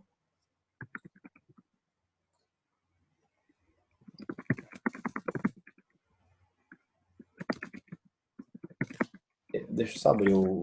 Então, mas e se enviar Ether sem chamar a função? Você tem a previsão disso nele? Obviamente, sim. Lembra que esse é um contrato bem simplesinho para entender o básico, tá, Thiago? Sim, sim. Com certeza tem outras coisas que poderiam estar mais aí. Só que nosso objetivo é uma coisa bem iniciante. Só para demonstrar como é que é esse negócio de você mandar dinheiro para uma ICO e aí você receber os tokens de volta dela, né? Só que assim, isso que o Thiago está falando tem todo sentido, porque é num caso como esse, que se você não tem uma previsão dessa, né, do fallback, né, poderia acontecer um caso como o DDAO. É que tem outras coisas, né, tem que ver como é que tá o seu transfer que eu não olhei, né, mas até que não, Tá um exemplo bem básico mesmo. Eu lembro que eu fiz isso aqui, foi início do ano passado, esse código deve ter um ano, assim. Foi só para a gente fazer um exercício para você fazer uma ICO simples, né? Mas claro que uma ICO, um projeto sério, não vai ter um código simples desse aqui, porque você tem que olhar muita coisa de segurança, né? Eu acho que esse aí é o principal gap, né? O contrato é super simples para a gente mostrar no Meetup, não deveria ir para produção e a gente sabe que possivelmente alguns contratos desse tipo foram implementados em alguns ICOs. Por isso é o disclaimer gigante de... Hoje não, né? Hoje as pessoas não estão mais falando tanto de ICOs, mas do ponto de vista de quem desenvolve software, olhar para um código desses já vê os possíveis problemas, né? Então, sim, um contrato que já prevê que você vai receber um Ether. Se você recebe menos de um Ether, provavelmente vai estourar uma exceção no buy tokens. Lógico, né? Um contrato para produção, né, Daniel? Tô só citando Sim, que sim. mesmo assim precisa de muita atenção quando você estiver falando de ICOs, precisa analisar bastante código-fonte para ver se você poderia colocar uma linha aí que a mesma quantidade de tokens que você está mandando para quem está chamando a função buy tokens, você manda para um terceiro, tá? Então, e vai acontecer isso quando a função buy tokens for chamada. Então, todos os disclaimers possíveis aí quando a gente fala de ICO. Sim, sim. E a gente tem que ver como é que vai ser esses ICOs daqui para frente, né? Porque teve o boom em 2017, 2018 ali já estava caindo já. A gente tem que ver como é que vai ser daqui para frente, os projetos que vão ser. Acho que até o Vitalik propôs, foi ano passado, um novo tipo de ICO. Eu esqueci o nome. Vocês chegaram a ver isso? Era uma nova forma de ICO. Eu não cheguei a ler o artigo, não, mas ele propôs um jeito diferente de fazer. Eu lembro, mas eu não lembro o nome. Eu sei que tem se falado muito em STO, né? Também. Que seria o Security Token Offering. Eu confesso que quando tem ICO, eu não estou lendo muito sobre ICO, não. Passou a época, né? Já foi, né? Já foi. Mas assim, a sacada muito legal dessa ICO é porque você pode fazer um negócio global, né? Você pode, o exemplo que a gente deu, pessoas em países diferentes, do outro lado do mundo, você pode fundar, que eu falo do inglês fund, né? Mas você pode dar suporte a um projeto de outro país e você fazer isso tudo de forma digital, assim. Claro que a gente, com esse exemplo que a gente teve em 2017, esse boom, todo mundo de olho grande no lucro, no dinheiro, a gente teve uma lição grande que vão ser, a gente pode até continuar fazendo isso, mas de uma forma mais séria e uma forma muito mais segura, né? Por exemplo, um projeto pode soltar o código todo dele desse contrato de ICO, né? De forma que seja auditável pela comunidade. Aí o pessoal pode dar o ok, assim, não, esse projeto é sério, isso aqui não tem como roubar Ether mesmo, o exemplo do Ether, né? E eu acho que é isso aí. Então era isso, a gente comentar um pouco da teoria do ICO, dar uma passada rápida nessa parte técnica aqui, né? E na parte do código e seguir aqui. Deixa eu só ver. Acho que o último tópico para a gente abordar é a linguagem Solidity mesmo. E eu queria só mostrar uma coisa. Eu vou passar dar uma passada rápida na sintaxe da linguagem, né? Só as coisas principais dela. Mas nesse último vídeo nesse vídeo do último Meetup, a gente comentou, deixa eu só achar mais ou menos onde que tá, para quem quiser ver isso. Enquanto você está procurando, Daniel, o Bernardo até colocou ali o outro termo, né, que poderia ser, era o Interactive ICO. Ah, sim, sim. Que seria o Interactive Coin Offerings. Isso. Obrigado, Bernardo. Era esse mesmo que a gente estava querendo achar aqui. Tem uns meses que o Vitalik soltou essa ideia, né? E até vale a pena dar uma olhada nesse artigo e estudar também como é que é essa nova forma, né? Eu confesso que eu não cheguei a dar uma olhada nisso na época, não. Mas obrigado por ter compartilhado. E eu vou colocar... Deixa eu só fazer uma coisa rápida aqui para a galera achar esse link. Isso. Só para a galera que quiser ver depois, eu fiz um bit.ly aqui, só para salvar isso para o pessoal que quiser ver depois. Esse link que o Bernardo mandou, vocês podem acessar através desse endereço aqui, bit.ly/2i maiúsculo 4sn YC. Esse aqui vai estar salvo, vai estar no vídeo também. Então, só para vocês olharem depois aí. Obrigado, então, Bernardo. Você quer falar alguma coisa? Deixa eu só ver no chat aqui. Isso. Explica o modelo. Obrigado, então, por ter mandado. Eu coloquei ali. Vai estar no vídeo aí para o pessoal ver depois. Pessoal, eu estava olhando Deixa eu só mudar isso aqui. Eu estava olhando no link do último vídeo, a gente comentou sobre Solidity, a versão 0.5. Eu não estou achando aqui no vídeo, mas eu vou colocar... isso. Deixa eu ver. Tem até alguma parte do vídeo aqui. Deixa eu só ver onde que está. Isso. Mais ou menos no primeiro vídeo no vídeo do Meetup anterior, mais ou menos no minuto 50, a gente fala das novidades do Solidity 0.5. Então, só para não repetir isso aqui, vocês podem ver no vídeo do último Meetup, que vai estar isso aqui explicado certinho, a gente comentou lá. Vamos só para terminar, então, dar uma passada rápida na sintaxe do Solidity, que é a linguagem principal do Ethereum. E Sol e Alex, se vocês quiserem comentar alguma coisa nessa parte da sintaxe, só vocês darem um grito aí. Só para a gente terminar. Então, pessoal, a Solidity é a linguagem mais famosa, assim, mais usada hoje, né?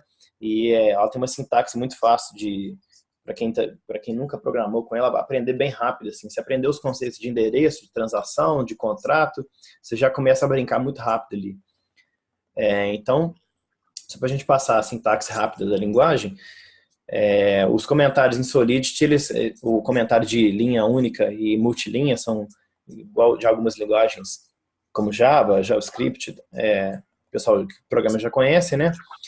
Todo início de código de contrato a gente tem que especificar a versão do compilador, né?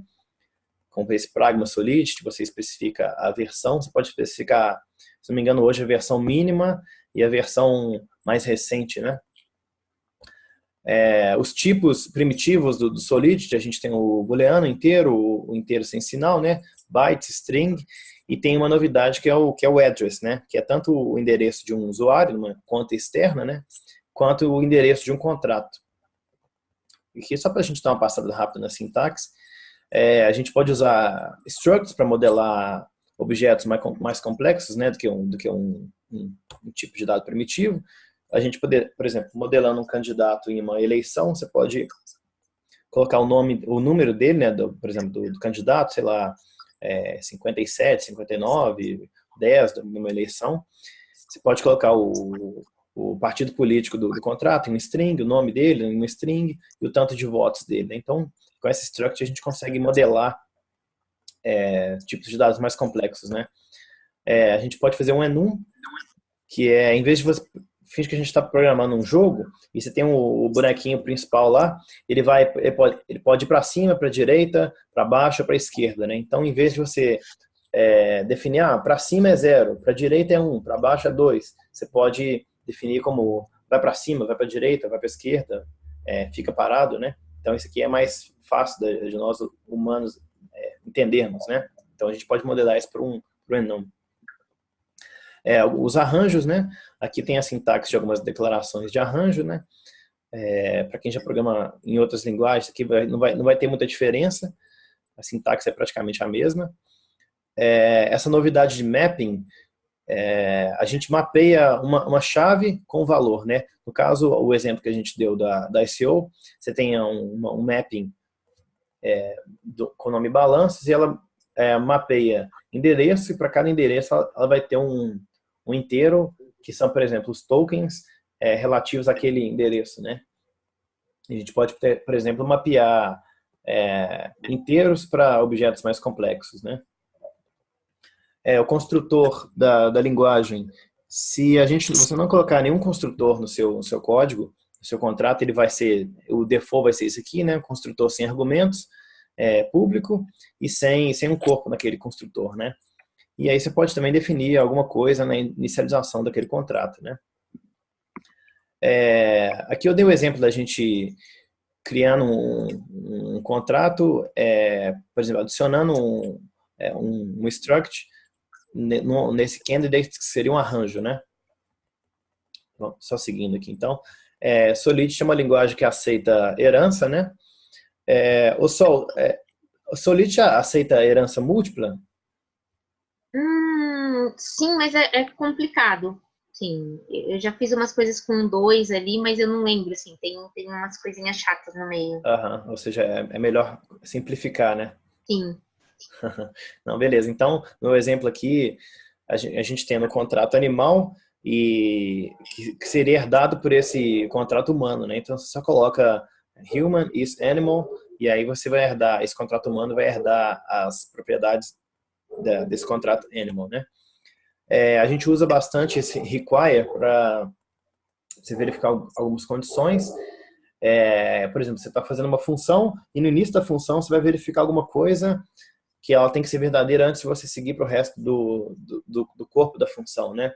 E você pode também colocar algum string assim para caso aquele require seja falso, você pode ver, por exemplo, no remix, onde que travou, né? Então, por exemplo, no caso de numa auction aqui, se já passou do tempo limite da auction, você pode colocar esse texto aqui para mostrar que a auction já acabou, já, né?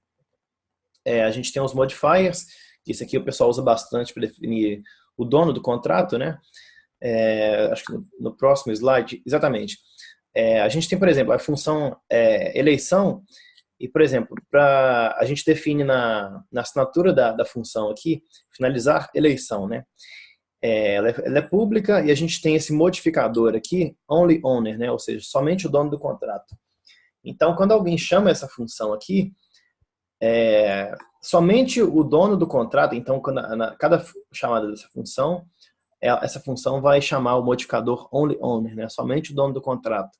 Então, a gente define isso aqui para você não ter que ficar toda... deixa eu só explicar aqui. Por exemplo, a gente que você vai colocar nessa função que somente o dono do contrato pode chamar essa função, né? Então, a gente define esse tal desse modificador, você define ele aqui, Dessa forma, por exemplo, você define o dono do contrato, ele é do tipo endereço, né? E na inicialização do contrato, a gente definiu que esse dono do contrato vai ser o endereço que está chamando o contrato pela primeira vez, né? Então o contrato vai ser um dono. E aqui a gente definiu o modificador, e esse código aqui ele vai ser executado toda vez que a gente chamar essa função, por exemplo. Essa função endElection, ela chama esse onlyOwner, né? Mas a gente pode colocar também esse modificador em outras funções, que somente o dono do contrato teria acesso a chamar aquela função, né? Isso é uma coisa muito útil quando a gente está codificando nossos contratos. Então, toda vez que a função for chamada, esse onlyOwner vai ser chamado e vai executar esse código aqui, que está dentro do modificador, né? Então, aqui a gente verifica que se o endereço que está acessando aquela função é o dono do contrato que foi definido aqui no construtor, né? E aí esse símbolo reservado aqui se isso aqui for verdadeiro, ele está querendo dizer, segue a execução do código, né? Que no caso aqui, se isso aqui for verdadeiro, que é o dono do contrato mesmo, ele segue o resto do código ali, né? Seguindo aqui, então, a gente tem alguns alias, que é para você, em vez de você escrever, por exemplo, chamar esse atributo da variável global block, por exemplo, timestamp, ele vai te retornar o tempo atual, né? Então, em vez de você escrever toda vez assim, block.timestamp, você pode usar esse alias now, que ele vai substituir esse código aqui, né? Então, a Solidity, a linguagem te permite te dar essa funcionalidade, né? Alguns tipos de atributo, de atribuições, né? Tudo que está em verde, a gente pode fazer na linguagem. Você pode definir uma variável assim, você pode já definir ela com um nome, com um valor, né? Você pode falar que uma variável A igual a B, você pode incrementar uma variável dessa forma, incrementá-la dessa forma. Você pode também, numa mesma linha, fazer uma atribuição de duas variáveis, cada uma recebendo um valor. Aqui tem um exemplo de uma função que retorna 3 valores, e em ordem aqui, essas 3 variáveis vão receber os valores dessa função. Uma coisa que a gente não pode fazer em Solidity, isso aqui eu tenho que conferir se mudou na versão mais nova, se a gente pode, por exemplo, Java, a gente pode fazer essa atribuição aqui, definindo duas variáveis na mesma linha. Aqui a Solidity não te permite, você tem que fazer, para cada linha, você tem que definir uma variável com seu tipo correto, né? A gente tem algumas estruturas de controle, if, else, while, do, for, break, continue, return, uma de atribuição aqui também, né? E o Solidity não te permite switch nem go to, que algumas linguagens permitem. Go to nem tanto hoje em dia, mas o switch é muito útil em algumas outras linguagens, né? Algumas funções, algumas palavras especiais, né? Internal, external, public, private, pure, view. Deixa eu ver se tem algum exemplo aqui. Não tem não, mas são algumas palavras especiais na linguagem, né? Aqui eu dou exemplo de alguns argumentos de funções, né? Você tem uma função e ela recebe 2 argumentos. Aqui, esses próximos slides, a gente fala um pouquinho de retornos de função. Então, quando uma função em Solidity vai retornar algum valor, você tem que especificar na assinatura da função, né? Então, a função ela tem 2 argumentos, ela é pública e ela retorna um valor, e esse valor a gente tem que especificar aqui o tipo desse retorno, né? Então, ela vai retornar um inteiro. Então, por exemplo, essa função recebe 2 inteiros e ela retorna a soma desses 2 inteiros, né? A gente pode também definir o nome da variável de retorno, e aqui no caso a gente nem especificou return, o que ela vai retornar, né? Quando essa variável de retorno aqui ela for receber um valor, esse aqui vai ser o valor que vai ser retornado pela função, né? Então, a função vai retornar um inteiro, e com o nome C aqui, né, da variável, e essa C vai receber o valor A e B, e a função vai retornar esse valor de A e B, né? E funções também, igual a gente viu ali mais cedo, elas podem retornar mais de um valor, né? Então, no caso dessa função, ela retorna dois valores do tipo inteiro, e aqui a gente especifica return, cada um dos valores separado por vírgula ali, né? Aqui uma coisa específica do Ethereum, a gente tem o endereço, né?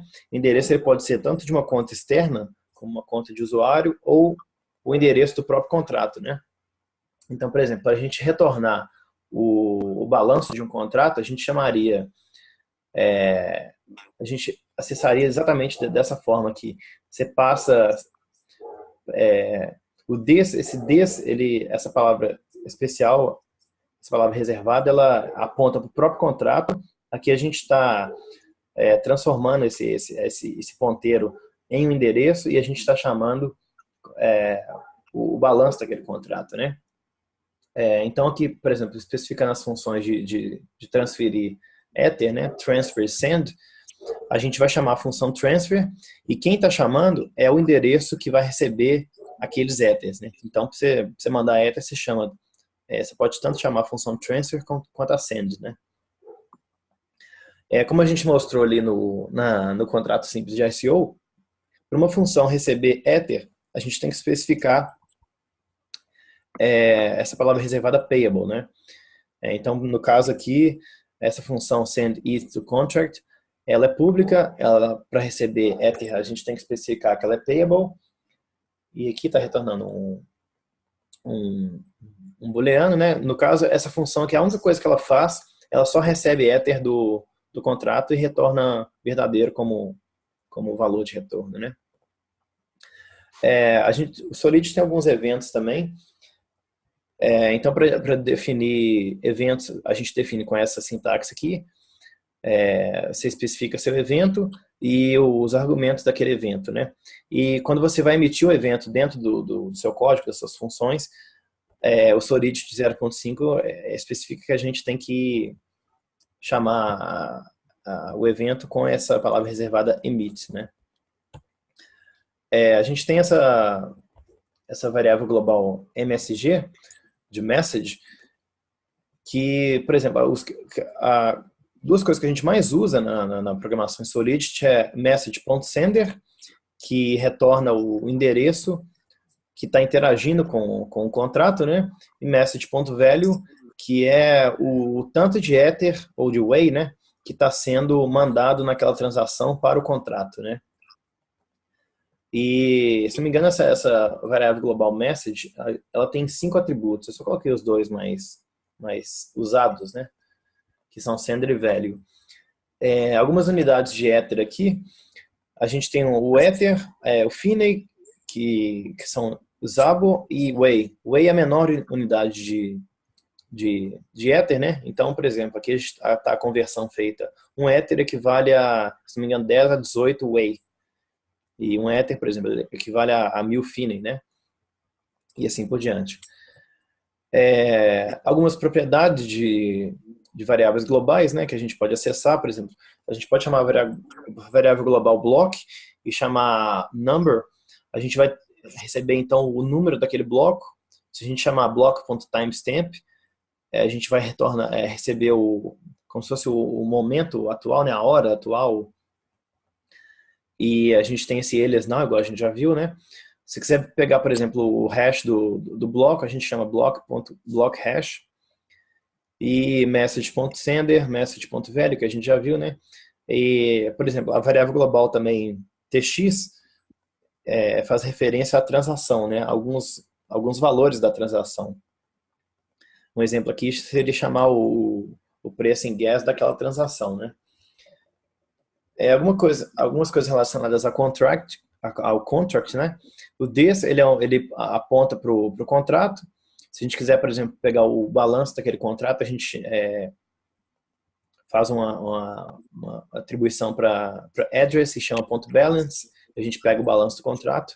Se quiser autodestruir um contrato, a gente vai chamar essa função self-destruct e passar o endereço do contrato nela. E antigamente essa função self-destruct, ela tinha a sintaxe suicide, né? Hoje ela está depreciada. E eu acho que é isso, pessoal. O último slide está o Vitalik agradecendo em russo aí. E queria agradecer a todo mundo que participou. a Sol, o Alex, o Iaco também, todo mundo que mandou mensagem no chat aí. Vocês querem fazer umas últimas considerações, Alex e Sol? Por favor, Sol. Oi, bom, uma coisa que o pessoal estava perguntando até aqui no chat, sobre onde eles podem aprender mais, tal. Seria legal a gente falar um pouco da gente, né? Que a gente tem, assim, basicamente duas instituições aqui juntas. Tem o pessoal, o Daniel, que é do Blockchain BH e Go Blockchain, eu e o Alex, que damos aula na Blockchain Academy. Então, uma das dicas para vocês é acompanharem depois os sites, né? Que a gente faz cursos online, cursos presenciais, sempre tem curso com a gente rolando, então, para definir outras turmas, vale a pena vocês acompanharem. E a gente também acaba publicando artigos, e aí dá para vocês se aproximarem um pouco daí do que a gente está fazendo também. Eu tô só passando. Vocês podem ir falando, eu vou mostrando os sites aqui. Pode falar, Alex. Não, é isso, justamente, a Sol toca aí principalmente os cursos de Ethereum da Blockchain Academy. Eu tenho, nos últimos tempos, me dedicado aí mais à arquitetura, as diferenças das arquiteturas, a parte um pouco também de DLT, ou bastante, né, de DLTs, Ripple, Corda, etc. Enfim, e acho que é isso. Tem vários cursos aí, várias opções, e o pessoal que quiser entrar no detalhe do que é a Solidity, o Ethereum. É engraçado, é bom também falar que já tem padrões de projetos e padrões de desenvolvimento de segurança para Solidity, né? Tem muita coisa surgindo aí para melhorar tanto a sintaxe quanto a semântica da linguagem. Vocês querem deixar contatos seus para o pessoal entrar em contato depois? Que o vídeo vai estar gravado, vai estar no YouTube, então o pessoal vai poder ver aqui. Podemos. Bom, o meu é Solange Gueiros, tudo junto. Aí vocês me acham onde vocês quiserem. LinkedIn, Facebook, Instagram, Twitter. O que vocês quiserem com o meu nome inteiro aí, vocês vão me achar. Eu ponho aqui no chat também. Você quer deixar algum contato aí, Alex? Legal, o meu é @AlexJavaBras. AlexJavaBras. Tá, beleza, vou estar deixando aqui para o pessoal ver vocês também. Algum site que vocês querem deixar, de artigos que vocês publicam? Eu ainda estou devendo meu artigo no Medium sobre o Constantinopla, tá? Para falar a verdade, eu estou esperando agora que ele vai ser implementado de verdade, né? Esperamos que sim. E aí eu publico. Mas eu vou estou com um artigo em português pronto para publicar sobre ele no Medium. Legal. É esse aqui, não é? Isso, esse é meu Medium. Falando em Campus Party, semana que vem estarei na Campus Party este ano novamente. Vou fazer vou instalar nó local, instalar nó GEF, e a gente vai também fazer um Smart Contract para registro de informações. Legal. Legal, vou estar por lá também. Vou estar falando de blockchain e IoT. Legal. O Iaco, ele teve que mais cedo, eu acho que ele teve que sair. Eu não sei se ele está aqui ainda. Não, ele deu uma saída mesmo. Ele tinha que sair. O Medium dele, isso, iaco.mayuri aqui. Quem quiser dar uma olhada também, acessa, ele coloca muitos artigos aqui também. Ele fez uma série bem bacana sobre Smart Contracts desde o início aqui. Então, quem quiser dar uma olhada, entra lá no Medium dele. Eu tinha um site que estava mais... que eu tinha que dar uma redesenhada no site, eu até fiz bastante. Entrando da Go Blockchain também. Isso, vou mostrar para o pessoal aqui. Se não me engano, .io. Isso. Para quem está vendo esse meetup agora, seja ao vivo ou no YouTube depois, no primeiro meetup que a gente fez, e tem o primeiro vídeo aí, o Henrique ele fez uma apresentação bem grande sobre a Go Blockchain, então acessem o primeiro vídeo aí que vocês vão ver a apresentação que ele fez. Bem bacana. No meu site aqui, acho que todo mundo aqui tá dando curso, a gente está sempre espalhando conhecimento, né? Eu escrevo alguns artigos aqui, esses aqui são uns antigos que eu tinha escrito, eu vou colocar uns novos, eu estou colocando coisas novas no site, né? Tem um curso aqui também em Ethereum, e depois vocês dão uma olhada aí. E tem algumas pesquisas aqui também, eu estou colocando aos poucos no site, uma sobre Quorum que a gente fez pela Go Blockchain, uma sobre tokenização também, tem um conteúdo bem bacana aqui. E eu acho que é isso, pessoal. Espero que vocês tenham gostado aqui. Aqui está o contato dos dois. Deixa eu falar só uma coisa que eu lembrei, Daniel, também em termos de conhecimento aí é um investimento um pouco mais caro, mas está bem completo, viu? Está mais demorado. A FIAP esse ano vai fazer um MBA de blockchain, que assim, voltado para desenvolvedor, onde a gente vai trabalhar com todas as plataformas, tanto públicas quanto privadas, desde parte de infraestrutura até front-end, está bem completo, tá? Uhum. Eu sou uma das professoras, eu estou com 4 matérias no MBA, e assim, o que eu falei, é um investimento diferente, maior em termos financeiro, em termos de tempo também, mas é um MBA, né? É outra história. Vale a pena quem quiser se aprofundar. Sim, tem um conteúdo como se fosse quase tudo, né? Tá bem completo, que eu dei uma olhada outro dia mesmo. Então, quem quiser saber, dá uma olhada aqui, acho que é fiap.com.br/MBA, só pesquisar no Google, igual eu fiz aqui agora, que vai ser o primeiro resultado aqui. Uma coisa bem bacana que a gente tem hoje, né? Eu lembro que eu comecei a estudar blockchain em 2016 e tinha muita pouca coisa no Brasil sobre conteúdo, sobre cursos, e assim, quanto mais conhecimento a gente tiver hoje, cada vez mais cursos aparecendo, mais pessoas entendendo, a gente trazendo a comunidade brasileira bem mais próxima também com esses meetups, então está sendo bem bacana. De opção assim de curso hoje no Brasil tem bastante, e isso é muito bom para a comunidade. É isso aí, aproveitando, Daniel, além dos cursos, hoje a gente tem uma gama aí boa de cursos, até um MBA, né? A gente também tem os meetups gratuitos lá do nosso grupo de desenvolvedores blockchain devs. Então a gente tem uma galera aí do Brasil e do mundo trabalhando em praticamente em todas as grandes iniciativas, em todas as redes. Então sempre a gente está falando sobre algum assunto interessante, né? Sobre alguma novidade, e num lugar legal, num lugar bacana, e sempre mostrando o código-fonte em execução. Então, a última edição foi lá na Blockchain Academy, na sede da Blockchain Academy em São Paulo. A gente falou sobre Stellar. Então, foi lá o pessoal da Swipe super fera, lá o Eduardo, o CTO, e mostrou o código rodando na rede da Stellar. Essa é a nossa proposta. Então, praticamente, todo mês a gente vai fazer um evento, né? A gente já tem feito e vai continuar fazendo eventos assim, bem hands-on mesmo. Bacana. Tem algum site ou plataforma que dá para o pessoal seguir esses meetups que vocês estão fazendo? Tem o grupo lá no site mesmo do Meetup. Sim. Eu posso mandar aqui o link para a galera que tiver a fim de se inscrever. Como é que a gente... Blockchain Devs. Sim. Esse Blockchain for Devs? Não, eu vou mandar aqui no chat, ó. Isso, mandei que eu posto aqui pro pessoal. Esse aí. Beleza.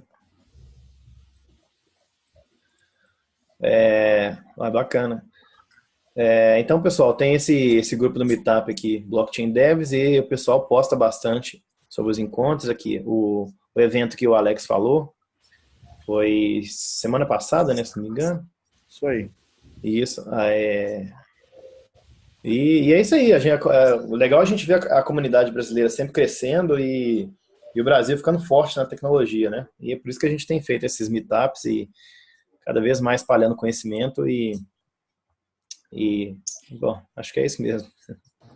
Aproveitar e parabenizar essa galera que está fazendo aí a tecnologia aqui no Brasil, os desenvolvedores, porque aqui realmente é um troço heróico, né? A gente tem muitas vezes um trabalho, né, o nosso dia a dia, e a galera realmente apaixonada por blockchain, fazendo acontecer, trazendo aí as últimas novidades para o Brasil, virando madrugada, etc., e produzindo muito código. Então tem muita coisa de qualidade acontecendo aqui. E para quem não trabalha ainda, não desenvolve, nunca teve contato, o convite vem, toda essa informação, tem muita informação aí aberta, muitos exemplos, e começa a participar dos grupos, participar dos eventos, participar, se tiver fim de fazer, tem vários cursos, vários eventos também, e tudo aí é bem prático para você se tornar um desenvolvedor e começar a criar suas aplicações e utilizar blockchain. Isso aí, legal demais. E vamos que vamos. Daniel, Pessoal, obrigada pelo convite. nada, estamos sempre aí, vamos continuar os meetups. A ideia é a gente sempre fazer, assim, pelo menos um por mês. E, assim, a gente está fazendo mais introdução, né? Introdução ao Ethereum, Ethereum 2019. Vamos começar a fazer uns mais avançados, assim, entrar mais fundo nas tecnologias, pegar mais código Vai também. ser depois do Constantinopla também, né? Com certeza a gente vai ter o que falar. Isso, a gente sempre tem muito assunto para falar. E ó, muito obrigado a vocês dois, agradecer o Iaco também que participou aí. O Henrique ia participar hoje ele não pôde, mas nos próximos ele vai estar presente aí também. E queria agradecer a todo mundo que participou aí também, o pessoal que mandou mensagem no chat aí. E a gente está sempre fazendo esses eventos e é muito bom ter essa participação do pessoal. Agradecer a todo mundo então aí. E qualquer coisa, vocês mandem mensagem tanto nos eventos, nos sites, nossa, entre em contato, manda e-mail pra gente, manda mensagem nas plataformas e vamos continuar sempre conversando e sempre fazendo esses eventos aí. Isso aí, show de bola. Valeu, obrigado Daniel, Sol, obrigado pessoal, Iaco, Henrique, obrigado pessoal que acompanhou aí, até a próxima. Boa noite, Falou. gente. Boa noite, Sol, boa noite, Alex. Boa noite, pessoal, um abraço aí. Até mais.